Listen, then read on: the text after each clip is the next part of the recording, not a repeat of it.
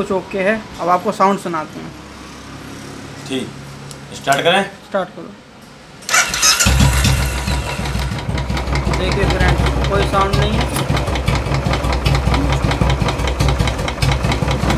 Sound हमारा खत्म हो चुका है, टिक टिक का जो आ रहा था।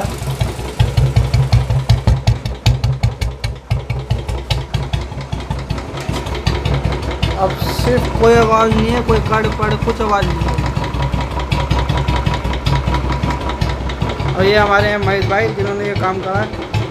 दोस्तों, आवाज़ हमारी गाड़ी की अब बंद हो चुकी है। बंद हो चुकी है।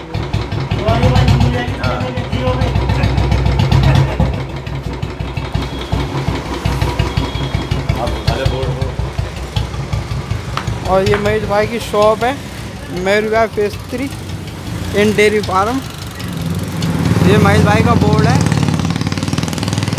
जब भी आपको सर्विस करवानी हो तो आप इन्हीं के पास हैं। ये बहुत अच्छी सर्विस करते हैं। मैं ये 5 साल से करवा रहा हूँ उनके पास सर्विस।